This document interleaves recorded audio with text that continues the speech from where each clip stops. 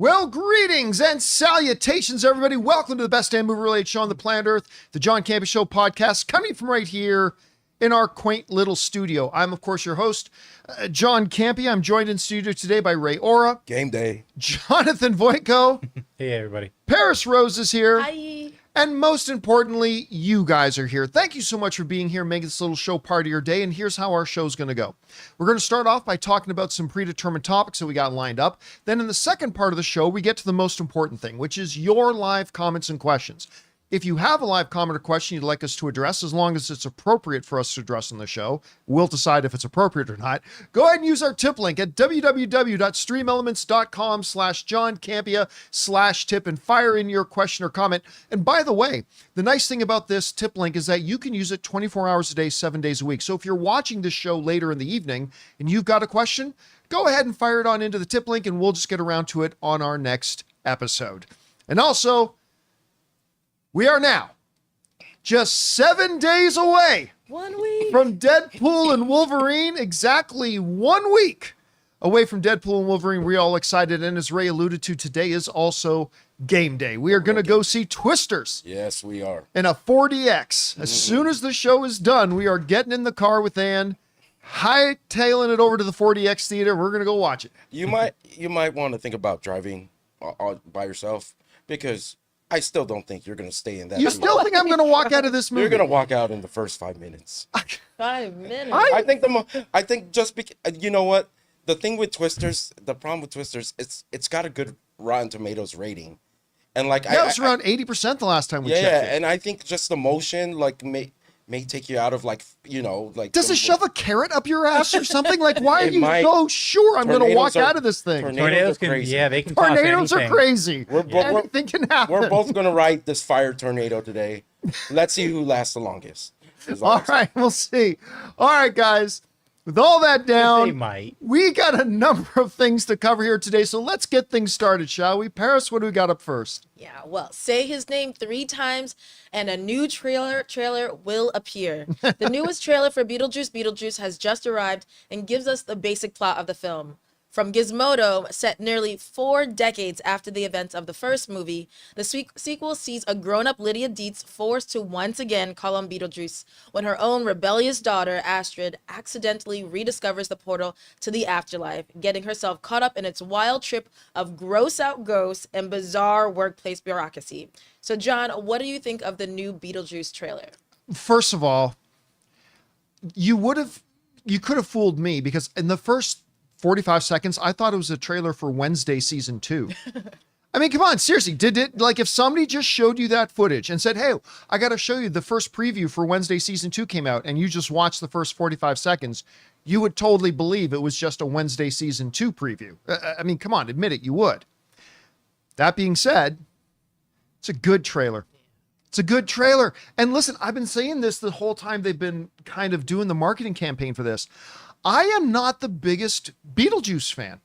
I mean, Beetlejuice to me is one of those movies where I like it. I think it's a good movie. I enjoyed it, but like, I don't get why it's got this cult classic status for a lot of people. For me, it's a good movie, but a lot of people liked it a lot more. When they announced they were doing the sequel, I thought, too late. It's not going to do all that great. I don't think it's going to be any good. I'm not really all that excited about it, even though I like the first one. But then the first trailer came. And I was like, you know what? That's not bad. That's pretty good. And then they showed us the presentation for it at CinemaCon, and Michael Keaton came out on stage, and, you know, the rest of the cast, most of the cast came on stage. Tim Burton came out on stage. They really talked about their passion for it and everything. Then they showed us this presentation. I'm like, you know what?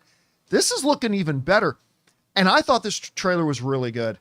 I got to say, look, I always talk about how the main job of a trailer is to take your excitement level for a movie, no matter how high it is or how low it is, and just bump it up a little bit, right? That's the job of a trailer.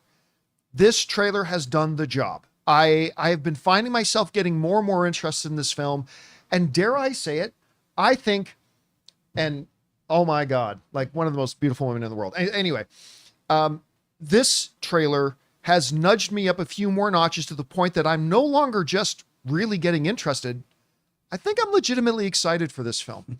I think I'm actually now really looking forward. Jonathan, I know you were watching it. You were Like you were like laughing out loud and everything this morning when you were watching this thing. What do you think of it? Yeah, as soon as I saw, so there's that one scene where he does like a little cross on his chest. I'm like, how is he able to do that? He immediately ignites into fire because I was thinking it, and then the timing was just great. It killed me, and I told John, I was like, man, if this thing just has the dry wit all throughout, I'm in, because it's just gonna be like great timing, great humor. We're not looking for like crazy special effects. You can tell. I mean, like this is mostly CGI, but I know Tim Burton is probably working a way to like, merge the CGI with non-CGI. Obviously, this is CGI. Well, he talked a lot about that actually on stage at CinemaCon, where it's like they really dedicated themselves to try to use as many of the same methods that they used in the original film decades ago, which meant, he said, obviously we got to incorporate some computer generated stuff, but course. they wanted to do as much practical effects as they could. And not that I'm against CGI or anything. Like I know there was like, a few years ago, and even recently people are like, oh, practical effects always. I'm like, do you even realize the things you think are practical effects are actually CGI? That's not me. I'm just saying I appreciate the challenge he's doing with this. You know what I mean? So I'm looking forward to this movie. It looks like it's going to be hilarious. I need another epic dinner scene like, come Mr. Jolly, Jolly me banana. Well, it looked like they kind of had that a little bit in There's a this, right? snippet of that. Just It a was little tease. glimpse of it. Well, like me, like you, John, like I'm not one of the big Beetlejuice fans, but I do like the quirkiness and like the goofiness of the film. I'm hoping this movie may give me the love that Jonathan has for the first one. Yeah. Because I'm like I don't know what you call them, a newest guy. Like I like all the newer Star Wars. Yeah. You know, I like all got it. hopefully this will be my Beetlejuice. You might like the humor though. It always reminded me of the Funhouse at a carnival. Sure. Watching the first film. Big time. Like you're walking through one of those carnivals with the funny mirrors. Yeah, that feels like that was their inspiration for Yeah, it. and that's the part I get a kick out of the most from the and first every time film. this trailer and the trailer before starts, like I said it this morning, I'm like, oh, I can't wait for this Danny Elfman soundtrack. You know? All right, guys, question is for you. Did you have a chance to see the new trailer for Beetlejuice? I got to say, the marketing for this has really been winning me over a lot. How's it done for you? Whatever you guys think, jump down to the comment section below and let us know your thoughts. All right. With that down, guys, let's move on to our next issue here, shall we? Paris, what do we got up next? So the track listings for the soundtrack to Deadpool and Wolverine has just been released, and it's absolutely crazy. Everything from NSYNC, Avril Lavigne, and Waylon Jennings. But the standout track, which will catch everyone's attention, is the main theme song from Hugh Jackman's The Greatest Showman, called The Greatest Show. So, John, what do you think of the inclusion of this song on the Deadpool soundtrack? It's absolutely glorious. Absolutely glorious. I love it. First of all, The Greatest Showman is one of might be my top, or at least in the top 3 of a category I would say biggest pleasant surprises of the movies of the last 10 years for me. Because, I like a good musical when it's good, whatever. Greatest Showman looked interesting. I'm a Hugh Jackman fan. I didn't expect to just warm up to it as much as I have. And every time I watched it, I liked it more and more and more. And I like literally every track. Every song in The Greatest Showman, I think, is an absolute thumper. I absolutely love it. And Greatest Show is what I thought, if the Oscars hadn't dropped the ball, the Oscars should have started the Academy Awards that one year with the whole musical number of The Greatest Show. And since they didn't do it, one of the Brit Awards did. They started off with Hugh Jackman and a cast of about 70 performers doing the whole opening number of The Greatest Showman. And it was spectacular. Now, a lot of people have wondered, do you think they'll actually have like a Greatest Showman reference in Deadpool and Wolverine? And I I didn't know, but I thought it would be a good idea. Seeing this on the soundtrack, the reality is there might be 5 seconds of this song in the movie, right? Or there could be an entire scene of Greatest Showman being done. I don't know, but I absolutely adore this. Now, the rest of the soundtrack is completely, I think the best word for it is eclectic. It's all over the Platters with Only You, NSYNC's Bye Bye Bye. Stray Kids, Slash, Fergie's Glamorous, The Goo Goo Dolls, Iris, Huey Lewis in the News, The Power of Love. By the way, Krista Berg's Lady in Red is obviously that's going to be when Lady Deadpool shows up. Greatest Showman, of course, is in there. Avril Lavigne's I'm With You. Olivia Newton-John, John Travolta's You're the One That I Want. Oh boy. Jimmy Durant, Eric Carmen, Aretha Franklin, Green Day. I mean, it's all over the place. This soundtrack, but The Greatest Showman. Now, if they can actually get some of the cast, oh my God. Guys, who's been one of my top picks to play the new Wolverine? Anybody remember? No. Is it Zac Efron? It's Zac There you Efron. go. So there's your. Zac Efron has been one of my top picks to play. Zac Efron just happens to be in The Greatest Showman. If they had like all of a sudden Zac Efron swings by, goes, "This is the greatest show," and it's like, I will stand up on my chair and cheer. If that happens, and I don't think it's going to happen, but if it did, and if he swung through with Zendaya in one of his arms too, and they both sing, "This is the greatest show." As MJ. What's that? And she's playing MJ. Oh, she's playing MJ. So she's in. I'm so excited to see this on that list, but it's a great list overall. So again, I acknowledge that this might be a quick 5-second little ba ba ba ba ba ba, and then it's over and they move on with the movie, or maybe it's a whole sequence. I don't know. Whatever you guys think about this, jump on down into the comment section below and let us know your thoughts. All right, guys.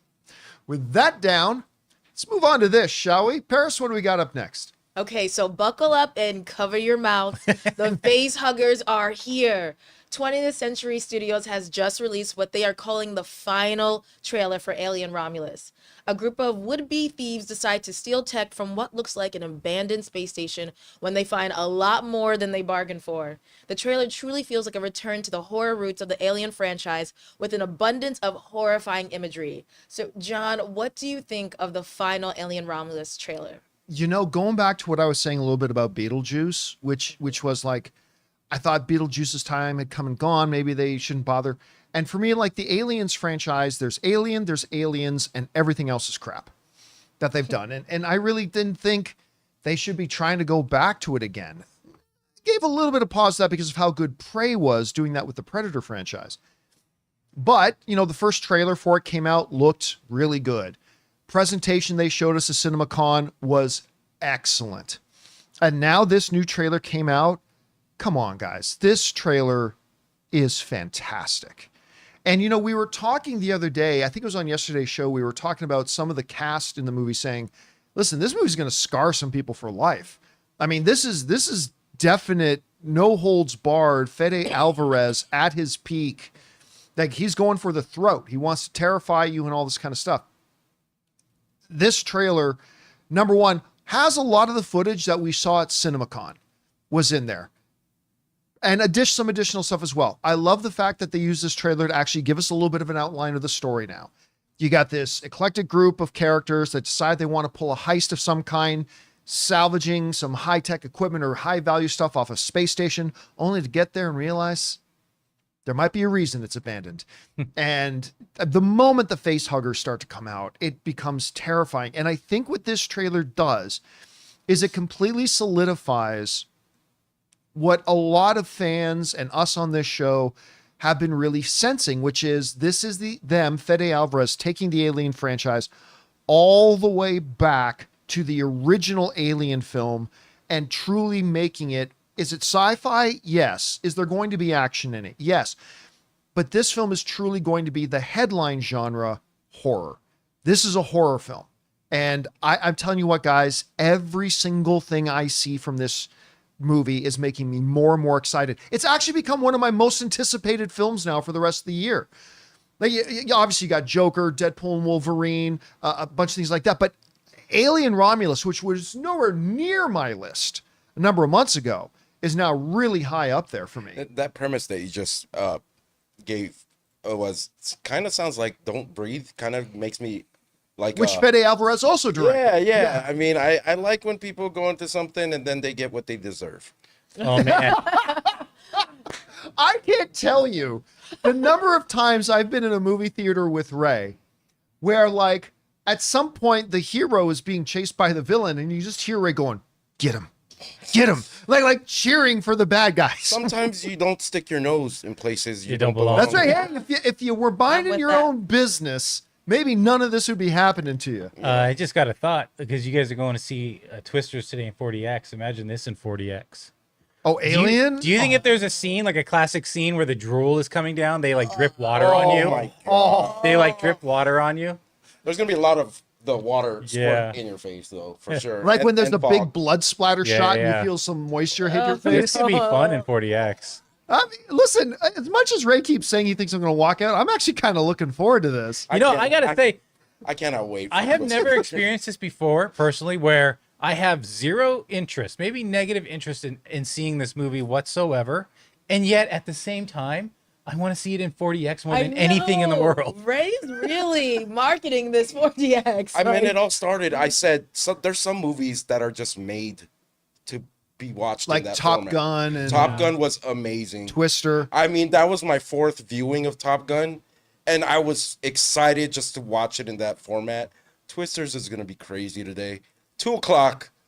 We're Well, about to ride this tornado. Getting back to Alien, Okay, though. but We're here Alien- to talk about But Alien. Alien, Romulus. this thing is absolutely terrifying. It's such a enclosed space. You got water too. Like you can't. Yeah. I hate not being able to see in water anything. Any water that I can't see, I'm not getting it. No.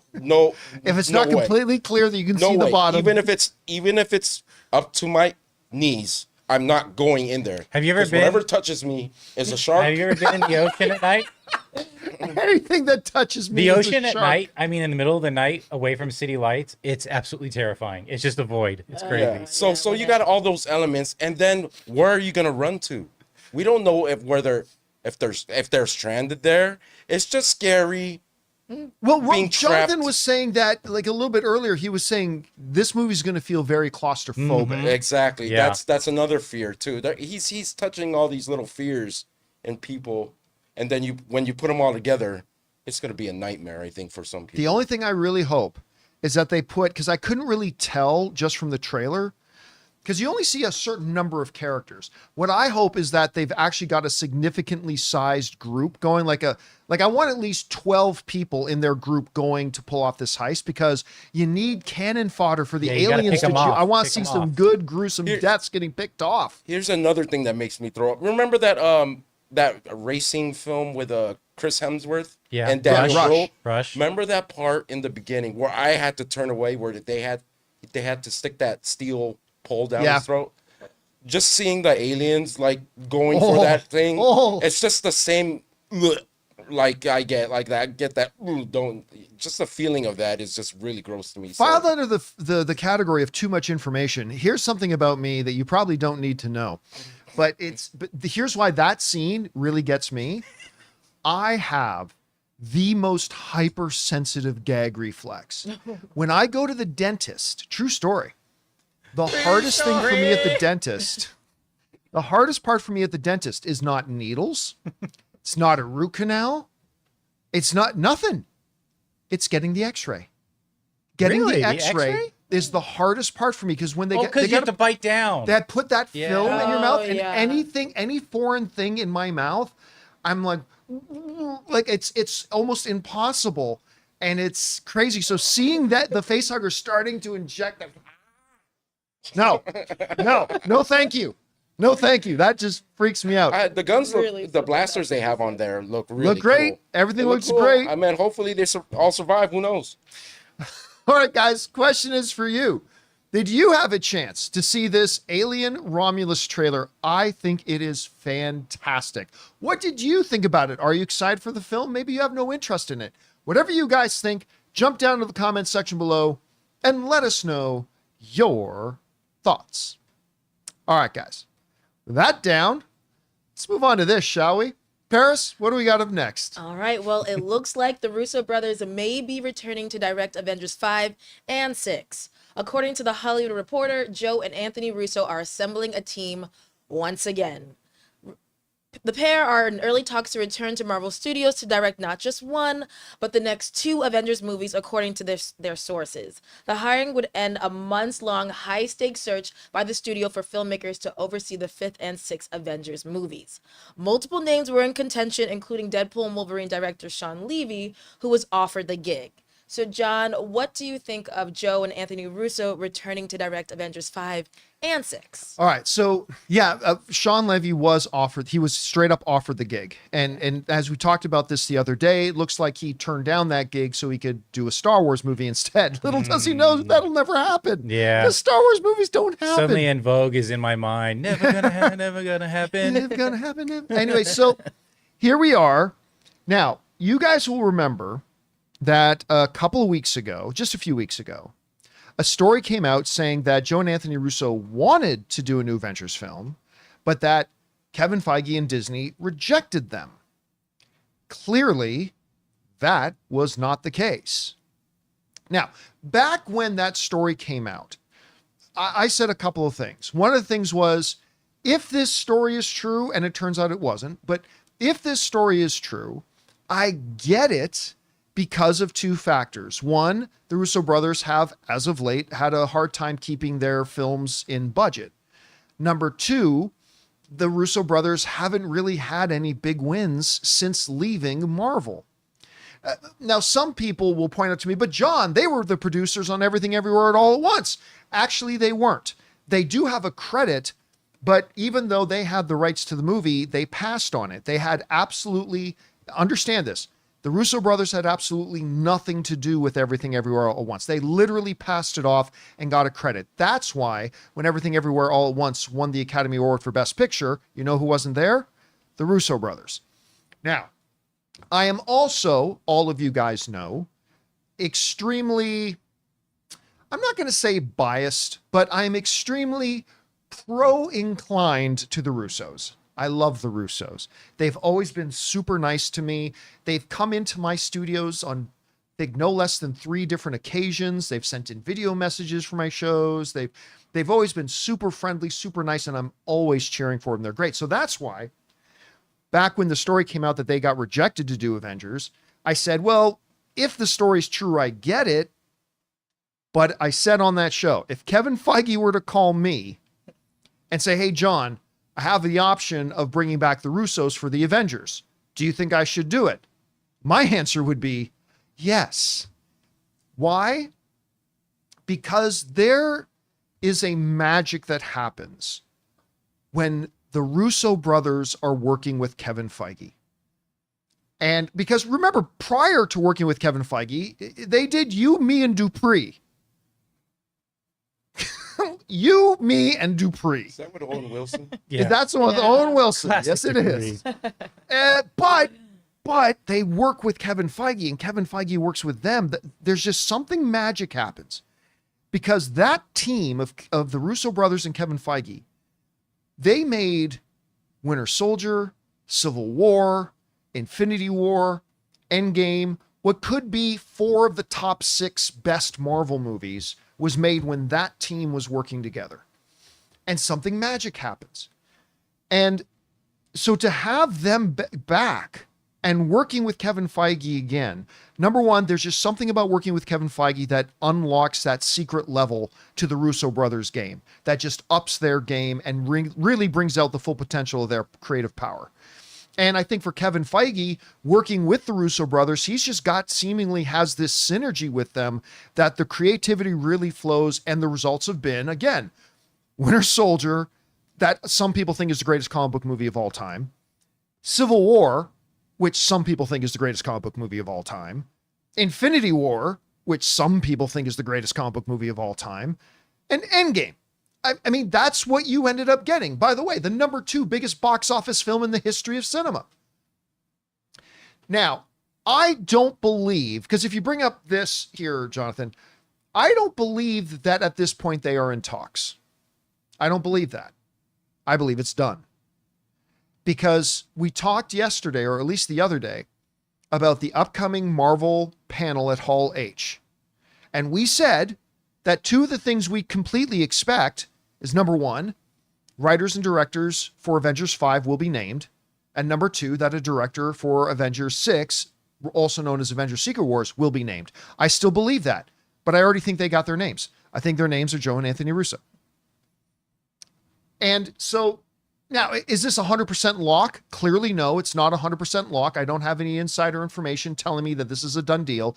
I just, as a fan, am looking at the situation and I'm deducing that I think this is a done deal. I could be right. I could be wrong. We'll find out. But this is a winning streak if this happens, because Deadpool and Wolverine is about to come out. And I spoke to somebody this morning that has seen the film. Emailed with somebody this morning. I didn't talk to them on the phone. But I was messaging with somebody this morning who has seen the film. And I trust this person's sensibilities. Said it's easily the best Deadpool movie yet. It's easily... They didn't say it's the greatest movie of all time or anything like that, but they said this is easily the best Deadpool movie yet. It's the best script to a third movie he's read. It's the best script to a third movie with Hugh Jackman in it that he's ever read. So think about this from Marvel's point of view. They are about to get a ludicrous win this coming week in 7 days. 7 days. With Deadpool and Wolverine, that's going to have some kind of obscenely ungodly opening weekend number. And people are going to love it. At least that's what we're guessing. We'll find out for sure. Mm-hmm. So that's big win. Then they're going to roll right into, 2 days after this movie opens, they're going to roll into a Hall H presentation where they're going to get tons of pops. And the last thing will be, by the way, making their return for Avengers 5 and 6 are the directors of Civil War, Winter Soldier, Infinity War, and Endgame, Joe and Anthony Russo. Yeah. And they come out on stage. Oh, and then they happen to bring Tom Holland out with them. Ooh. And Mahershala Ali. No, I just threw that part in. I wouldn't be surprised if part of their introduction is before they actually say their name, they do a montage of the 4 films you mentioned. Oh, yeah. And then people are getting an idea, and then they come out, you know. Then they're going to come out, and the world is going to explode. And I'm telling you what I've been saying for a long time, one big win doesn't completely correct your PR situation that Marvel is in right now, right? Because right now, the general perception of Marvel is that it is in a weakened state, right? I'm not saying it's dead right now, don't get me wrong, but I think everybody agrees, whether you think it's serious or minor, I think we all agree that Marvel is in a weakened state from what we're used to it being in. I think we can all agree on that.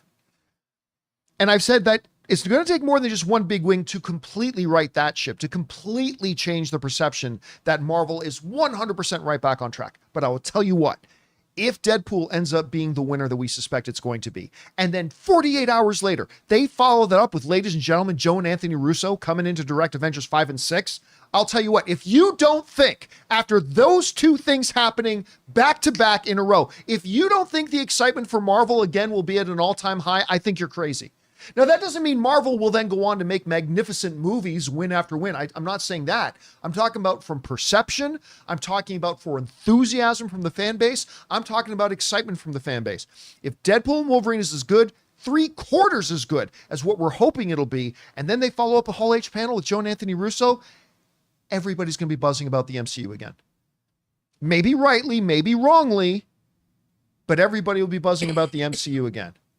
And Jason in the live chat just kind of stole my thunder, because I was about to say that shortly after they come out, it's like they aren't the only guys returning, and Chris Evans and Robert Downey Jr. come walking out on stage too. I mean, come on, the San Diego will explode, especially if you've got that. Oh, that Silvestri, ba-da-bum, ba-da-bum, ba-da-bum, and like, come on, I'm getting psyched just thinking about it. The last thing they should do is put together a story that actually makes sense for all these things. That's the last thing. Don't write everyone out there. Don't even worry about that. It writes itself. It writes itself. I mean, I think that would be the only hiccup to this whole thing. I love the Russo brothers. It's just, what are they working with right now? I mean, they got to have something by the time these Avengers movies come into play. I mean, right now, I don't even we don't even know who the Avengers are. Like, Oh, no, Rob we was no, that we don't know. But Yeah. I do feel comfortable believing this, that the only way, if this happens, and by the way, remember, we're talking about our excitement for it. We don't know for sure it's going to happen. I want to Right, temper that, right? None of this is for sure. But if Kevin Feige and the Russos have decided to make Avengers 5 and 6 together, I think the only way that gets locked, if they already have an understanding of what they think their story is. I think, Kevin sits down with Joe and Anthony, says, what would your vision be for this? Joe and Anthony go off for a while. They come back and say, okay, so if we were to do Avengers 5 and 6, this is what I think we would do. And it then would have Kevin go, yeah, that's it. Let's make this happen. Let's see. So I don't think what they're going to do is say, yeah, let's work together. What are we going to do? I don't know. Yeah, Which yeah. is what sometimes studios do with their directors. But I think in this situation, I think both Kevin and the Russos would want to know exactly what it was they were going to be doing first, make sure everybody loves the idea, and then move forward and do it.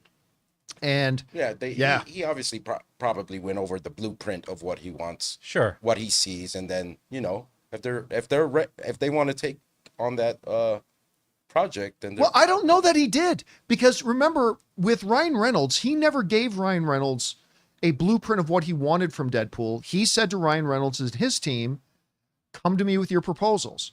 And once they and Kevin Feige shot down a number of them. And then once they got Hugh on board and then they reworked what their idea was and they came to Kevin Feige, that's when Kevin Feige went, that's the story. That's the story. Nice. So I wouldn't doubt at all if he went to the Russos and said, all right, tell you what would you do? If we did Avengers 5 and 6 together, what would you want to do? And then when eventually came back to him with a story that he thought worked, because you know what? Jeff Schneider's story the other week about how Marvel rejected the Russos, which clearly wasn't true, but maybe there was partial truth to it. Maybe just like Kevin Feige turned down the first couple of ideas that Ryan Reynolds and his team brought to him, Right. maybe this has been a process with the Russo brothers of come to me with an idea for Avengers 5 and 6. And maybe one of the ideas they came to Feige with, he gave a no to. And maybe that's where, somebody whispered then to Jeff Schneider, oh, Kevin Feige rejected them. Well, maybe that wasn't the whole truth. Maybe the truth was he just rejected that idea and said, let's come back with another idea. And then they got the idea that they want. Again, we're speculating here. Let's be clear. We're speculating. I don't want to create any false impressions here. But again, if this turns out to be accurate, which I believe it is, and this Saturday, you're not going to have this Saturday and not bring out the Russo brothers. And let's face it too, the Russos want this. They have not had the profile. Like, I think there's a lot of us that were kind of hoping that once they left Marvel, that they would just continue to hit like massive, massive heights. And it hasn't quite worked out that way. So I would love this for Joe and Anthony to come back, get the roaring crowds again, get their creative juices fired up in a creative partnership with Kevin Feige, really hit their stride again and give us some hopefully really memorable cinema. I mean, because that's what Marvel is, contrary to what Martin Scorsese may think. When Marvel Yeah. is firing on all cylinders, when they're giving us stories like Winter Soldier and when they're giving us stories like Civil War, I don't care what anybody else says. That's cinema. And if they can create that again here, sky's the limit. And what's the worst that can happen? They'll never work in this town again. That's it. Worst thing that can happen, No they collect a pressure. $15 million paycheck and go and retire after Yeah, that. I think they're okay right now financially anyway. Yeah, so. they're fine. They're fine. Anyway, guys, question is for you. What do you think about this? Hollywood Reporter is saying that Joe and Anthony Russo are in talks for 5 and 6. I think it's beyond that. I think it's probably already signed because they've got Hall H at Comic-Con coming up next week. I truly believe that's the announcement we're going to get. I think they're going to come out on stage. Maybe we're right. Maybe we're wrong. We'll find out. How do you guys feel about it? Whatever you guys' thoughts are, jump down into the comment section below and let us know your thoughts. All right, guys. With that down, let's now move on to the most important part of our show here, shall we? Which is taking your live comments and questions. Now, before we do, though, we're going to take a quick second to thank a couple of sponsors of today's episode, our friends at Liquid IV and Gametime. Guys, we want to take a second to thank a sponsor of today's episode, Liquid IV. You know, the Summer Olympics are here. I cannot wait for basketball, track and field. Hell, they've even got breakdancing in France this year. And with the Summer Olympics in full swing, hydration is key for athletes and fans. Liquid IV is extraordinary hydration for physical endurance, mental clarity, and overall well-being. A single stick of Liquid IV delivers better hydration than water alone, with 3 times the electrolytes of the leading sports drink, plus 8 vitamins and nutrients. One of the things I love about Liquid IV is how easy it is for me to prepare. All I have to do is tear, pour, and enjoy. In the heat of the summer, whether you're out golfing, out walking, or just sitting on the back patio, you need to stay hydrated, and that's where Liquid IV comes in clutch. Liquid IV is the #1 powdered hydration brand in America, and it comes in 4 delicious sugar-free flavors: white peach, green grape, raspberry melon, and lemon lime. So turn your ordinary water into extraordinary hydration with Liquid IV. Get 20% off your first order of Liquid IV when you go to liquidiv.com and use the code Campea at checkout. That's 20% off your first order when you shop Better Hydration today using promo code Campea at liquidiv.com.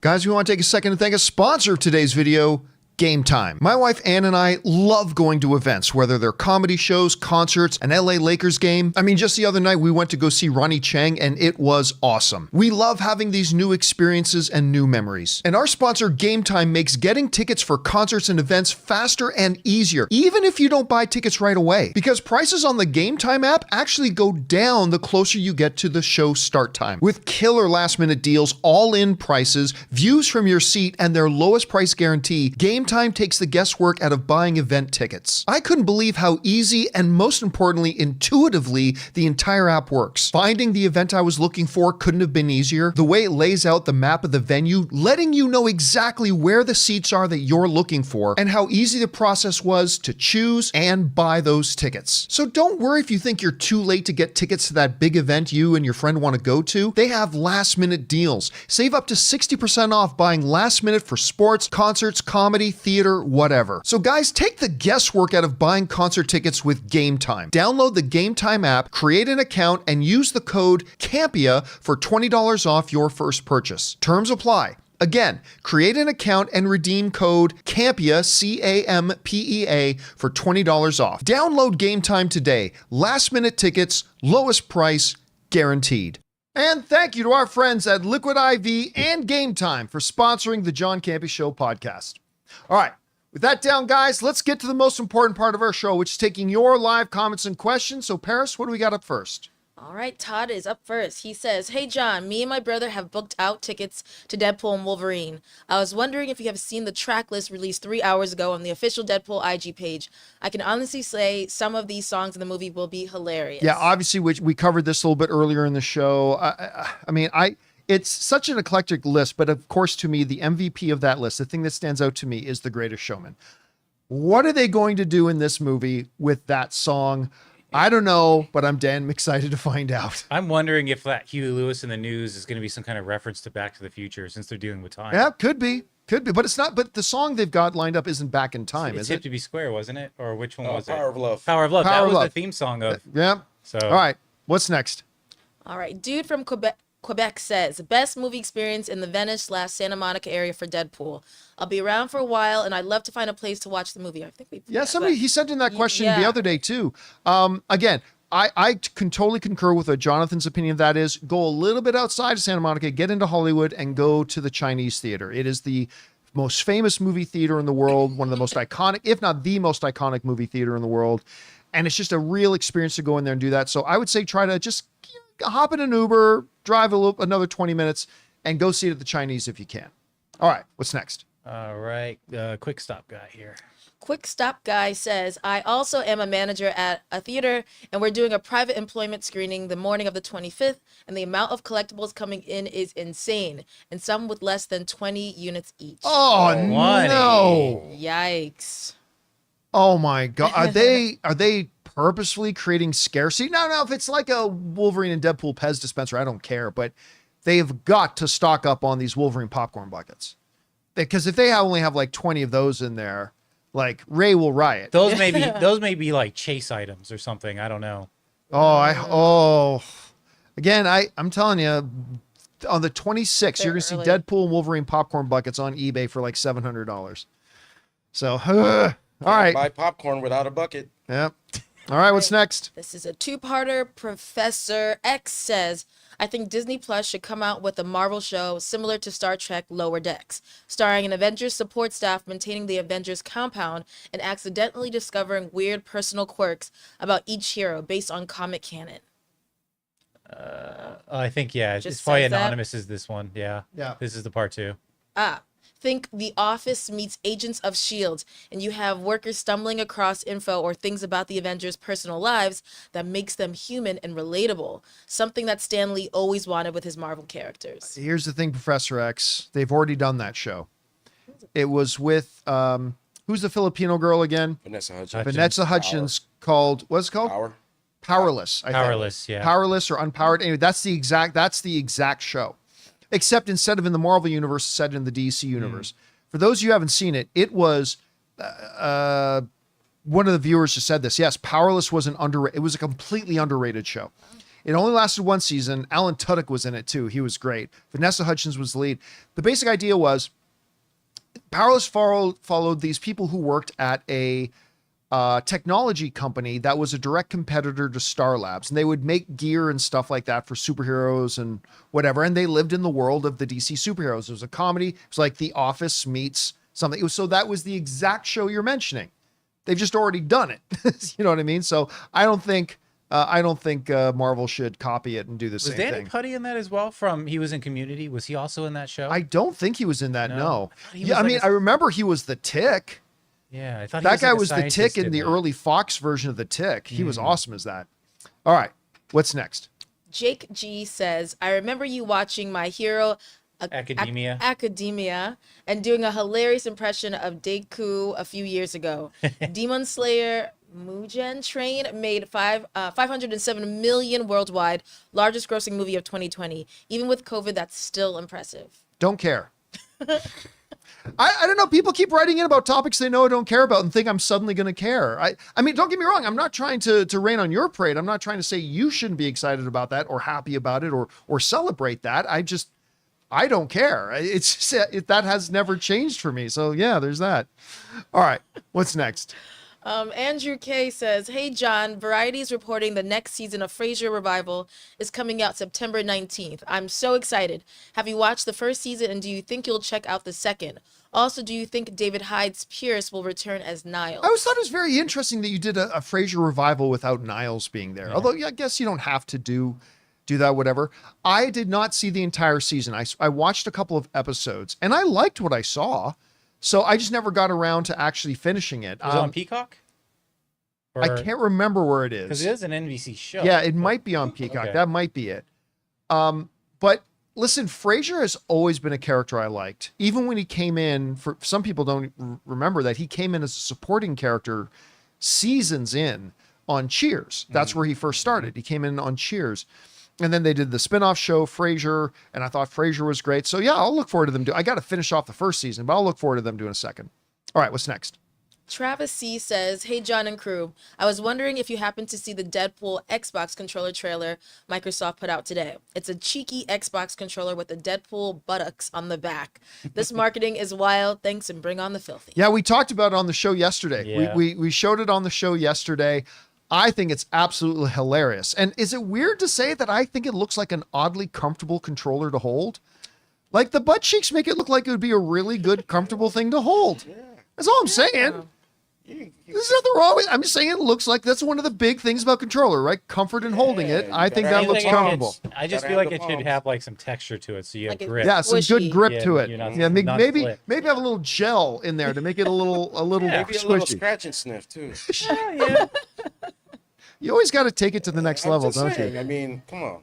All right, what's next?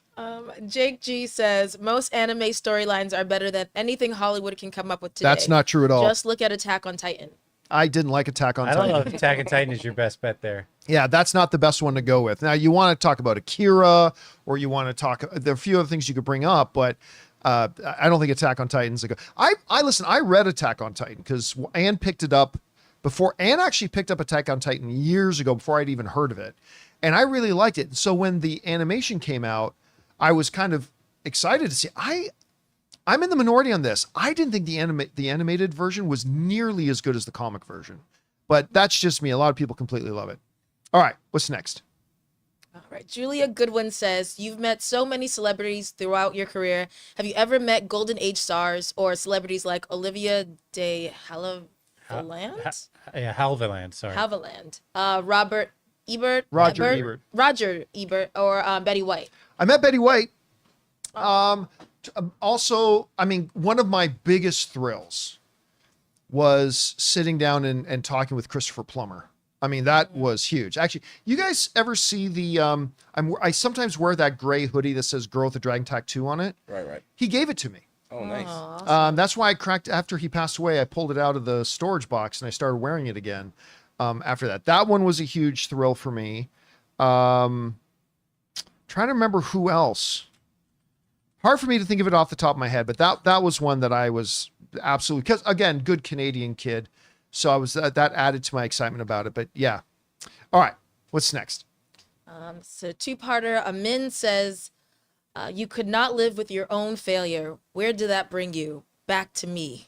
The Russos casually sitting on their couch as Feige walks into their home. LOL. In all seriousness, I think I would have maybe preferred someone new, but the Russos have made 4 of the best comic book films ever. In the state Marvel is in, now they need something that's proven to work. The Russos went out and tried their own projects. They got away from the genre a bit, and I think now is a good time for them to return. You know what this reminds me of? Because I like the way you worded that. I mean, this is what reminds me of. I remember when, a bunch of years ago, in the middle 20-teens, after the disaster that was the Anne Hathaway and James Franco hosted Oscars, the Academy decided, you know what? We just need to steady the ship for the next one. So what do? They went out and brought back Billy Crystal, which was a fantastic idea. Billy Crystal was obviously not the future of the Oscars, but to bring him back in, re-steady the ship, and he did a great job. There might be a little bit of that to this as well. Because listen, I'm with you. I would have been totally open to New Blood doing a new Avengers movie. Totally open to it.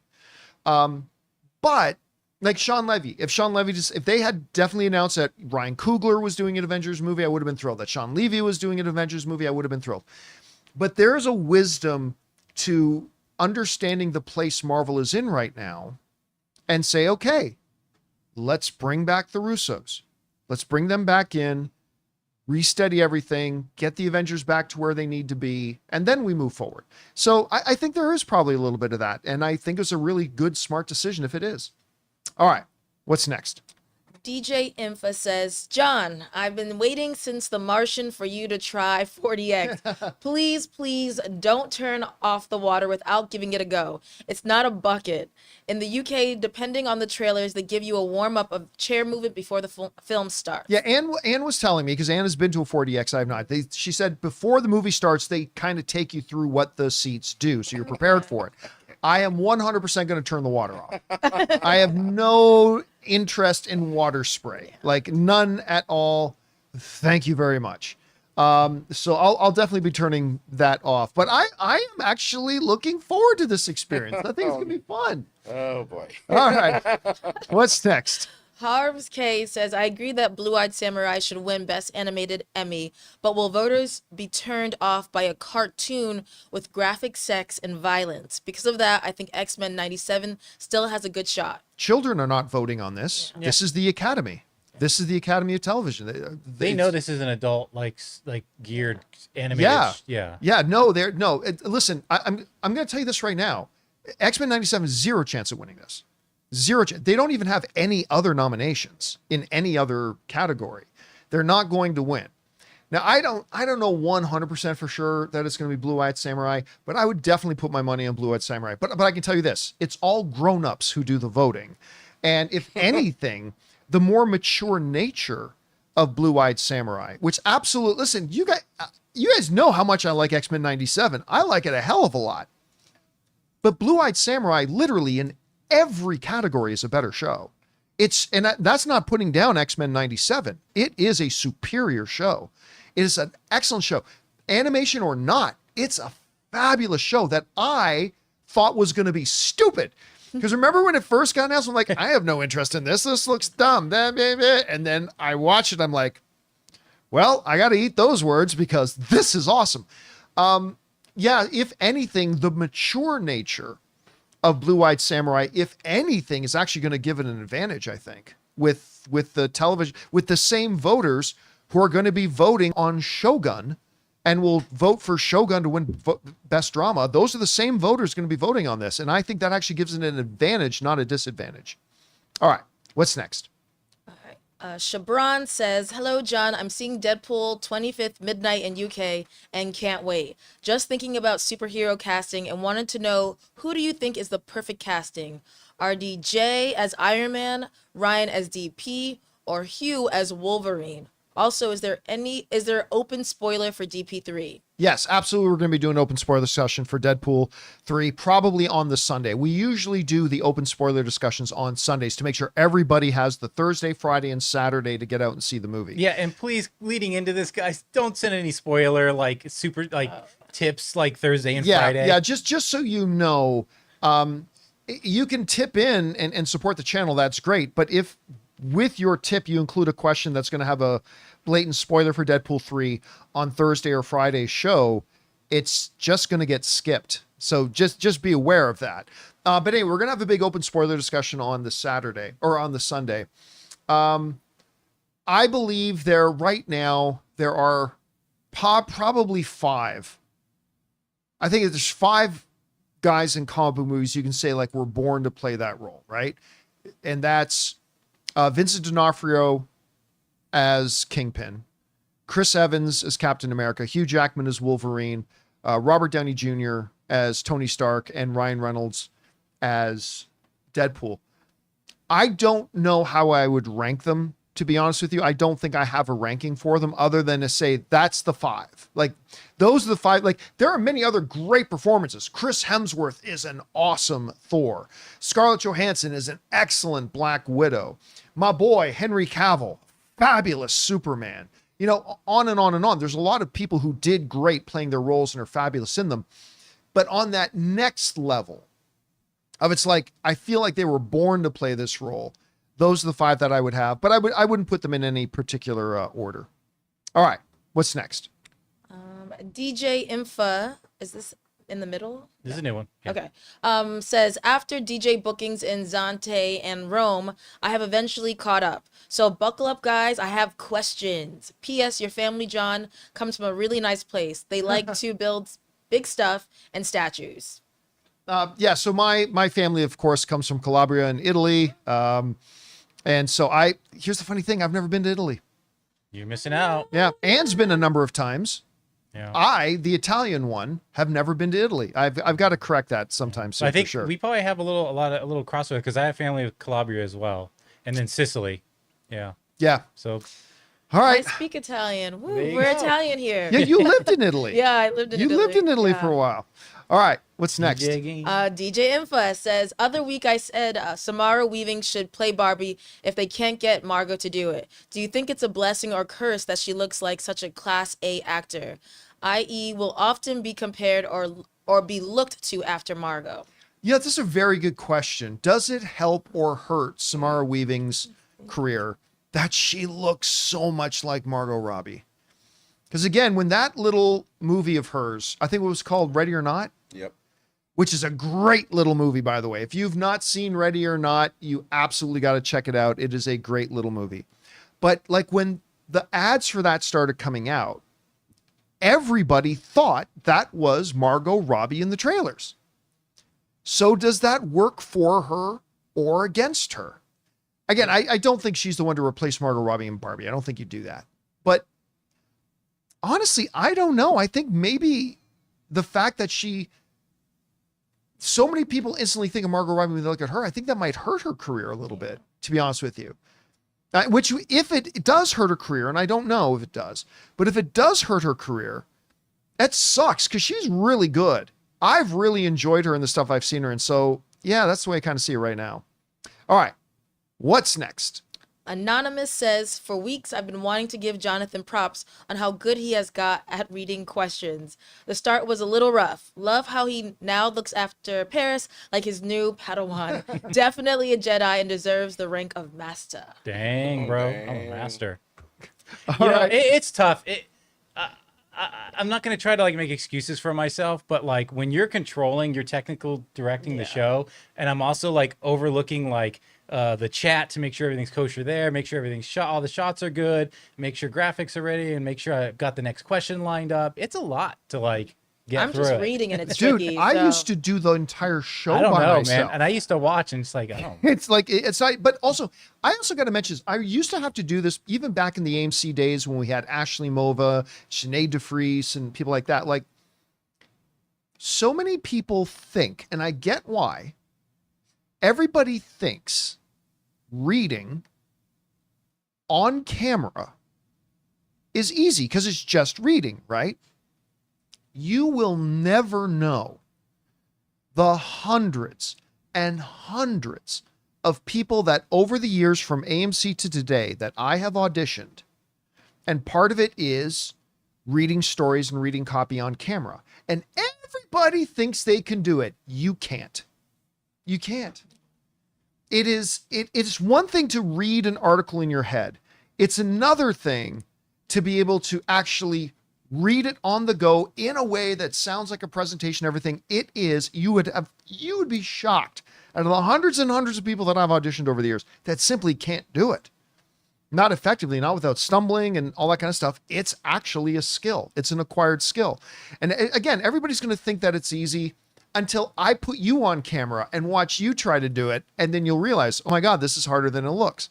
So yeah, I've always been very, very lucky to find really great people who have that ability and that skill to just clearly read and present stuff to the audience on camera. All right, what's next? Right. DJ Infa says, note to followers, you have to know when John's made up his mind on a topic and not to poke him anymore. I feel your pain when he says, skip. I'm not answering that again. I knew when to stop the MCU Versus Lord of the Rings. versus Lord of the Rings debate. Sometimes just take the L. Well, I mean, look, again, I try, whenever somebody wants to ask a question, I try my best. But when it's to a point that I'm just having to repeat something that I've said 20 times, particularly when that thing I have to repeat is, I don't know it, I didn't watch it, or I don't like it, then it gets kind of thing. So the best thing to do, instead of wasting all of our viewers' times, because, you know, at any given time, we have 2,000 people watching live when we do the live streams. Like, forget about even everybody that watches it afterwards. Like, we'll have like 2,000 to 3,000 people watching live. So instead of wasting their time, like writing in again and asking about the Acolyte again. I mean, everybody's already heard me have to take up screen time saying, I tapped out on the show. I gave it a chance. I wanted to like it, but I really thought it was terrible. And I tapped out after episode 5, blah, blah, blah. So that's why whenever I have to skip over somebody, it's never as a jab at them. It's really me trying to be cognizant of the fact that I have over 2,000 other people watching live, and I need to be respectful of their time and say, skip. And because I've got 2,000 other people I got to take care of as well. So that's the whole thing. I'm not trying to jab at anybody when I say we got to skip this. It's just that I got to be aware of the other people watching the show too. All right, what's next? DJ Infa says, I agree that studios always make movies for money, but with No Way Home, they must have known that putting Toby and Andrew in the trailer makes more money, but made the choice of let's surprise them, even if it costs 20 million opening night. We already rich. Yeah, but there's the other thing too. When you're a property the size of a Spider-Man, because yes, I think they made a mistake by not putting them because it would have equated a much bigger opening weekend, even though it was already one of the biggest opening weekends in history. But they know instantly the word of mouth is going to get out. And whatever they don't make on that opening weekend, they will probably make up for in subsequent days. So there's a little bit of that too. But I still, at the end of the day, think they made a mistake. Because it wasn't, I mean, look, a full year before that movie came out, there were trades reporting that, you know, Toby and Andrew were going to be in it, like a full year before it came out. So they knew a lot of people were kind of expecting and suspecting it, but They got their money. They definitely got their money. All right, what's next? DJ Infa says, switch from super chats, which is good, but it's a guessing game if you want to ask a Rob or Chris a direct question. You have swapped back and forth a few times now. Then you can't ask specific. Listen, at the end of the day, and I've had to say this before, this is the John Campea Show. And I've been very lucky to have some supporting team members around me, like Rob, who, by the way, is killing it right now with that audio drama. Did you see there was an article on their audio drama in Variety the other day? Oh, yeah. How cool is that? I know. So whether it's a Rob or Chris Carr or others, but you need to understand that this is the John Campea Show. And while I bring in some supporting people around me to kind of flesh out the show, there's never a guarantee that one of them will be here. So if you have a specific question for Rob or Chris, your best bet is to jump on social media and find Rob or Chris on social media and send a question directly to them, because we make no representation about, like, I have no idea when Rob's going to be able to come back. Yeah. Because, this is a huge undertaking he's got going right now. And Chris is here every Friday. We've already mentioned that, but that can change because Chris is a working professional as well. And she can or might not be able to be here on certain days. So again, if you specifically have a question for like something like a Rob or a Paris or a Chris or whatever, really your best bet is to follow them on social media and drop them a note, slide into their DMs, as it will, and ask them the question there, because I can never guarantee any of my supporting pieces will ever actually be here in the studio with us. We try to put together the best show that we can. Some days certain pieces will be here, some days they won't. Some days I'm not here. Actually, Chris every once in a while has to host the show because I'm not here. But if you want to send in a question, it's best to make sure it's a topical question rather than specific for an individual person. All right, what's next?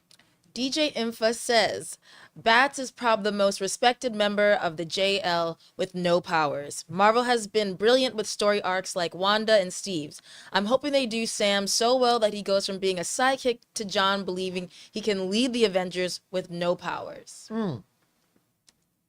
Sam not having powers is not, to me, the thing that prevents him from being a legitimate candidate to be the leader of the Avengers. Forget powers or not powers. Sam, Rhodey outranks Sam. Rhodey has been in this game longer than Sam. From the military point of view, he outranks Sam. He's far more experienced than Sam. If you wanted somebody again, Rhodey's somebody without powers, he is a far more logical choice to be the leader of the Avengers than a Sam. Sam, because a mantle doesn't lead the Avengers, a person leads the Avengers, right? And Sam, for his time in the Avengers, has been that of a sidekick. And they are now elevating him from sidekick to his own guy and carrying on the mantle, but he is not the leader of the Avengers. And I think if they make the mistake of trying to make Sam the leader of the Avengers, the same way they made a mistake of not recasting T'Challa for Black Panther, I think it's going to hurt them. It just makes no Sam being the leader of the Avengers when he is one of the least experienced, has been a sidekick a great sidekick, but a sidekick this whole time up until now. I just don't think a lot of people are going to buy it, and I don't think it's going to go well. It's got to be somebody. I don't know who it's got to be, but I just don't think it can be Sam. As much as I love Anthony Mackie and I really appreciate the way they're evolving the character, I don't think he's the leader of the Avengers. I mean, whoever's going to lead the Avengers, it's got to be that person who could get all of them on the same page. That's always been one of the key things for Captain America, was to get everyone on the same page. And then maybe even when they're in battle, strategically have them placed in the, like an army, like an army or military guy would be able to plan out, like Rhodey. Yeah. You need someone who's inspirational too, and that's what Captain America brought to the team. Right. Well, that's what Steve brought to the team. That's true. That's what Steve brought to the team, and I don't know if Rhodey. I mean, I get they're all about that superhero life, but I don't know if Rhodey is inspirational. He comes off as kind of cynical, or just very like he's in the military. This is the logical thing. This is what we're gonna do. Go do it. It's like, okay, but where's our inspiration? But even remember in the Battle of Wakanda when the aliens were like, Sam was following Rhodey, right? When they were laying down their air attacks, and Rhodey was taking the lead and all that kind of stuff. So like, and by the way, I'm not saying Rhodey should be the leader of the Avengers. I'm just saying, like, in every facet of qualifications, he's more qualified to lead the Avengers than it's a than tough Sam. call, right? Because it's not going to be Thor. It can't be Vision because he's too unstable. Even if he comes back, he's still unstable. It can't be like Doctor Strange because he's busy being a wizard gallivanting universes. It can't be any kind of Black Panther because they're the king of Wakanda. So it's like, Well, not anymore. Right now, because remember, that's true. M'Baku is the king of Wakanda that's now. true, but that's true. So we'll see. We'll see. I think, like Ray pointed out earlier, I think there's a lot of things they need to clear up. Like we need to get a clearer picture of what even the status of what Avengers would look like. And by the way, we all feel a certain way until our feelings change. Maybe Captain America Brave New World like really elevates Sam and does something with his character to a way that even I walk out of that movie going, you know what? Now I can see Sam leading the Avengers. Maybe that happens, right? So we'll see what happens after the next movie. That's the best part about that upcoming movie. They have that vehicle that they can actually use in order to change their minds. Yep. Or, really show how he's going to be a fundamental part of putting the new Avengers together, but isn't necessarily leading it. So I don't know. We'll see how they do it. All right. What's next? Harvs. Harv's K says the morning show grabbed 4 Best Supporting Actress noms, but I would have loved to see at least one of Shogun's supporting actresses get it instead. Moika Hoshi, Lady Fuji, and Fumi Nikaido, Lady Ochiba, were both plenty deserving. They were great. They were both great. Now, I'm just happy that Anna Sawai got a nomination for Best Actress. Okay, so she did. Yeah. Okay. She got nominated for Best Actress. Hiroyuki Sanada got nominated for Best Actor. I think they'll both win, but I think you're right. I think one of them could have easily gotten one of those Best Supporting Actresses. Is there a max amount of nominations for that category? Nope. Actually, last year, like 3 of the Best Actor nominations were all from Succession. Like another category had like 4 nominees from one other show. So that's just them saying that these actresses from the same show, no one could touch them then.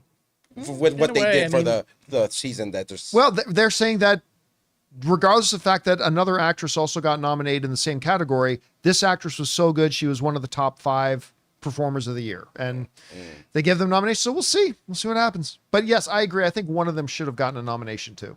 But I don't think it was a snub. You know what I mean? Like, I would have nominated one of them. Yeah. But I don't think it's so extreme that I would call it a snub.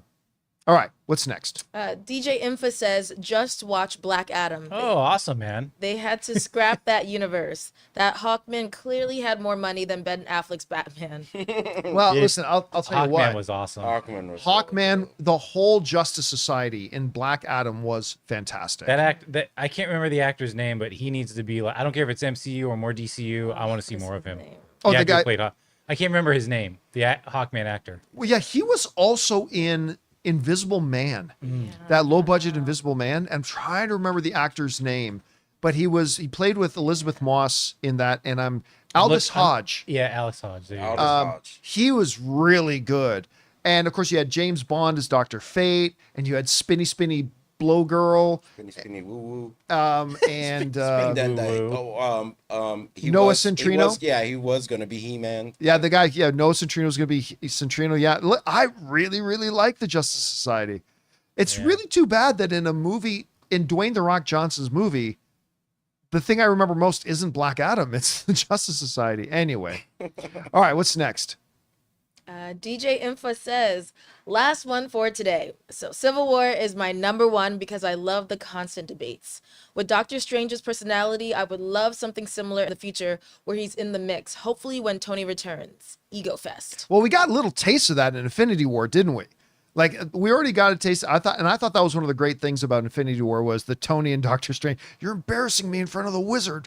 I thought their back and forth was already great. You're welcome, douchebag. You know, that was wonderful. But I agree. That's the thing I loved about Civil War. It was about philosophy. And obviously I was Team Cap. And contrary to what, like, for those of you who are Team Tony, you do realize by the end of the movie, even Tony was on Team Cap, right? Like, Yeah, that's what I don't get. Like, he ultimately realized Cap was right. and And he did exactly what Cap said they should do. Even though the government is telling us to do one thing, we need to do what we know is right. And Tony's like, no, we can't. But that's exactly what he did at the end. So even Tony was Team Cap by the end of that. But yeah, that is one of my absolute favorite. It's a top 5 comic book movie for me of all time. I love Civil War. I could watch it every month for the rest of my life and love it every bit as much. And how good is Paul Rudd in that movie? I know you too. You're great. Paul Rudd is so good in that movie. Yeah. All right, what's next? all right. Matan Valensky says, getting the Russos back after Marvel's slump is a bad idea. Uh-oh. They need real directors for once. Oof. They spent the last 5 years, the fake movies you see on 30 Rock and Entourage, and making anti-art statements. They call everything content, which is bad. It feels like the Russos are the same case as M. Night and Kevin Smith, where they get a free pass because of the one great film they made. Winter Soldier, Clerks, Sixth Sense, and they use it to make the worst films you've ever seen. Okay. Fighting words. Okay, I'm sorry. That's idiotic. That's They did idiotic. Like 4. They did 4 of the highest grossing, most successful films of all time. Look, if the Russo brothers were a one-hit wonder, if they were a one-hit wonder and then went on to, because remember, I acknowledge, I don't think they've done anything particularly great since leaving Marvel. I agree. I don't know that they did anything particularly great before going to Marvel. You, me, and Dupree. Well, they also did some Community, and Community was pretty great. Yeah. But not comic book stuff. Mm-hmm. But you have to be willfully ignorant to not acknowledge Civil War, Winter Soldier, Infinity War, Endgame are 4 of the most beloved, successful, bonkers comic book films of all time. They are not a one-hit wonder. They were a hit, followed by another hit, followed by another hit, followed by another hit. And while I agree that their prowess has not been as defined when not working with Kevin Feige, you have to be willfully ignorant to not acknowledge that when Kevin Feige and the Russo brothers work together, there's magic that gets unlocked. So while I don't think the Russo brothers was the only answer, you had to go back to the Russo brothers, I don't believe that. I think they could have done it with Sean Levy or Ryan Coogler or another great director. Yes. I think bringing back the Russo brothers, who made 4 of the most successful Marvel films that have ever been made, if you don't see the logic in that, I don't know how to help you. I mean, I don't know how to help you if you just don't see the logic in that. Also, Kevin Smith and M. Night have done more than just one movie. Mm-hmm. And I'm not a huge M. Night defender, but he's done way more than just one good movie. Yeah, M. Night has done way more. Again, he was not a one-hit wonder. Yeah. Kevin Smith has established, look, I don't love every Kevin Smith movie, but Kevin Smith has established a catalog of beloved films. So anyway, yeah, there's that. All right, what's next? Tack says, I love how The Dark Knight Rises explores an idea that the comics never have a what if Batman actually won and destroyed all crime in Gotham? Where would he be mentally? Is it even possible for him to just move on, let alone get a happy ending? 10 out of 10. I don't know that The Dark Knight really explored that. It raised the question here and there, but I don't know that The Dark Knight really explored that. You know, it's funny because I watched this one editorial video. I'm trying to, this was a while ago on YouTube that somebody made that was just basically is Batman a failure? Not the Batman franchise, like Batman, the character. Is Batman a failure?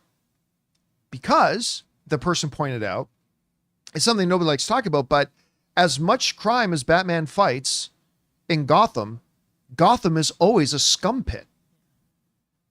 that ultimately this one video proposed, while Batman is the most beloved and popular superhero in the world and all this kind of stuff, at the end of the day, has Batman been a complete failure? Because he started because Gotham is a crime-ridden scum pit. And no matter how long he's Batman, Gotham is always a crime-ridden scum pit. And I thought that was a really interesting take. I mean, Batman is one of the greatest, to me, maybe the greatest superhero of all time. But I mean, I thought that was a very interesting way to like step back, take a look at it. He's never been able to clean up Gotham. So what would it like, theoretically? What would it like, theoretically, were he to actually succeed? And actually got rid of all the organized crime because they knew if we operate in Gotham, we're going to get our skulls crushed in by Batman and all that kind of stuff. What would then Batman be like? Would he, in the words of Thanos, sit down over a field and soak in the gratitude of a grateful Gotham? I mean, I don't know what he'd do. It's an interesting question. All right. What's next?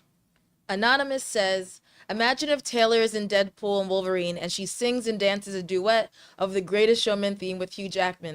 That would break the internet and be awesome. That would be pretty great. Again, I do think Taylor Swift is in it, but John, it was confirmed she's not. I believe she's going to be in it. Well, like a quick shot, whatever. She's going to be in it at some point. I'm guessing. I don't believe she's Lady Deadpool though. I think that's Blake Lively. I've been sold on that now. But, that would be pretty cool. Although she doesn't sing The Greatest Showman, so I would rather see actual cast members from The Greatest Showman singing it, but maybe that's just me reaching too far. I have a feeling it's just going to be a meta joke and the music's going to be playing, but I don't think we're going to see Hugh singing it. Oh, I don't think we're going to see Hugh singing it either. Yeah. But I think we might see some cast members from The Greatest Showman singing it. Maybe. All right, what's next? Anonymous says, I know what would get a bigger pop than anything they could announce at SDCC. This year. Imagine Russo brothers come on stage and then they say we brought some guests, and then RDJ and Chris Evans come out and announce they are back. Avengers 5 and 6. Mic drop. Yeah, moments. I mentioned that myself earlier today. Yeah. Now, again, I don't know that that's going to happen. That might be a little bit of a reach. But remember, Robert Downey Jr. in the last couple of months in his interviews has been becoming blatantly explicit. He would love to play Tony Stark again. Yeah. Like it went from a couple years ago to, that was a chapter and, never say never, but I'm moving on, blah, blah. That's all gone now. The last couple of months, every time he's interviewed and he's asked about it, I am forever identified with Tony Stark. That is the character that is most like me, and I would love to go back and play Tony Stark again. And Chris Evans as well, although not as explicit as Robert Downey Jr., Chris Evans as well has been kind of softening more and more whenever he's asked about it. Look, I'm not saying that Robert Downey Jr. and Chris Evans, who I both believe will be back in the MCU at some point, I'm not saying I'm necessarily believe that Robert Downey Jr. and Chris Evans are going to walk out on that stage at Comic-Con, or that they'll be back for Avengers 5 and 6. What I am saying is that I won't be shocked if they do. Like, if they walk out, I'll go, awesome. But I'm not going to be stunned because I do believe there's a shot of that, but I don't necessarily wouldn't put any money on it at this point. But yes, if they did, it would, just forget it. I don't even know how to describe it. If that, number one, the Russo brothers come out on stage, blah, blah, blah. And then, as Jonathan pointed out earlier, bubba bum, bubba bum, bubba bum, bubba bum. And Robert Downey Jr. and Chris Evans come walking out. Come on. People would lose their frickin' minds. All right, what's next? DJ Infa says, remember Jake Gyllenhaal's Life movie? What everyone thought was Venom? Yeah. I would really have liked a sequel to that to see how Earth managed to stop Calvin. Or was it Alvin? Yeah, you know what? I was very excited because you had both Jake Gyllenhaal. Who else was in that? It was a stacked cast. Wasn't it Ryan Reynolds? I think Ryan Reynolds was in it too. Yeah. So it was Jake Gyllenhaal, Ryan Reynolds, and a few other people too. Rebecca Ferguson. Oh, was she in that as well? Yeah. Yeah, it was but yes, so many Sonata people. was in that too. Hiroyuki Sonata. Really? Yeah. Yes, he was. So there were so many people when that movie came out that were absolutely convinced it was a Venom origin story. And it's like, it wasn't. the movie could have been better. I got to admit, while I loved everybody involved with it, I was not clamoring for a sequel. And although it could have been pretty interesting if they did tie it into Venom, that would have been neat. All right, what's next? Stubble McShave says, how long into Alien Romulus do you think it will take until we see the face hugger and the full-fledged xenomorph? I think 25 minutes for the face hugger and 40 minutes until the xenomorph's first kill/appearance. I'll go even a little bit earlier than you. I'm going to go in the first 20. I think they're going to very quickly set up these characters, set up where they're going, what they're going to do. And then I think it's the majority of the movie is going to be with the tension, with the creatures there. So I'm going to go 20 minutes until the face huggers first show up. So we'll see. We'll see. It could be even faster than that. I don't know. It makes sense because after the face hugger gets you, it still has to gestate. So then there's got to be time before it comes out of you and you see an alien or whatever, Yep. you know? So. All right. What's next? Generic Man says, I noticed on the trailer for Agatha all along that they changed the logo from Marvel Studios to Marvel Television. That got me curious. It could just be a name change, but could it be a change in philosophy? Less direct connection to the MCU films, perhaps? Here's the thing, Generic Man. That's explicitly what Marvel said they were doing a while ago. We talked about it on the show, too. Marvel explicitly came out and made statements that they were making a shift, that the Marvel television shows were no longer going to be like must-see TV in order to watch the movies. They're going to be more standalone stories. Now, they can have indirect connections to the rest of the cinematic universe, sure, but they weren't going to be treated because it was a massive mistake. Like, there were so many people when the advertisements for Doctor Strange 2 came out, they're like, wait a minute, I thought Wanda was a good guy. Because you had to fully grasp what was going on in Doctor Strange 2, you had to have seen WandaVision. I think one of several reasons that the Marvels faltered at the box office, one of the reasons, not the only one, but one of the reasons was a lot of people watched the trailers like, I have no idea who two of the three main characters are, and I'm getting the feeling like I'm supposed to know who they are. So I'm already lost. I think Marvel learned the lesson that we can't try to make this completely integrated Disney Plus and the cinematic universe where audience members are expected to do homework and make sure you go and watch these things in order to watch this thing. That was a major problem. And I think this television shift is one of the ways they're addressing it. That's what makes me nervous about Mando. Yep, it makes me a little bit nervous about Mandalorian as well. All right, what's next? Emil says, hey everyone, hope you all are having a great day. I was wondering if you guys had any advice on making connections in LA as filmmaker fresh out of grad school. Thanks so much and bring on the filth. Nope. No advice. I have none. I've been lucky enough that, like, I'm not a filmmaker. I've made some films, but I'm not a filmmaker. That all the connections I have were people who reached out to me. So I really don't have any advice. I mean, my best advice is like, and it just seems so obviously, but just start working, because one job leads to the next, and as you make connections and people like you, they want to take you on to the next. You're in their mindset to like join some social groups. Yeah, I was gonna say Facebook has great groups. Yeah, get on Facebook, make whatever connections you can, really make connections with the people that you know. But again, I'm the wrong person for that, because I really don't make connections, because I talk about it a lot on the show. I'm actually an extremely socially introverted and socially insecure person. I know I don't come across that way on camera, but I really am. I often joke about it. I say I am much more comfortable on stage at Hall H at CinemaCon talking to 7,000 people than I am coming off the stage and talking to the group of 3 people that are waiting to meet me. I know it's weird and whatever. So when you ask me about how I can give you advice to make connections, I have none. It's kind of like the same way. Like I've always dated girls, or how I met a woman like Anne, and people look at me and say, John, give me tips on how to meet these fantastic women. I can't. I have zero game. I've never had game. Every girl I've ever dated in my life, the girl initiated it with me, because I have zero skills.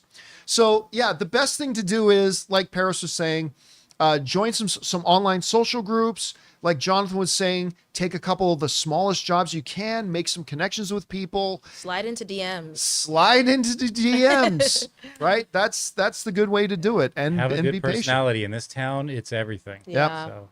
So, just real quick, I wanted to bring up that Hollywood Reporters just reported that Bob Newhart passed at 94. So I just wanted to, touch on that.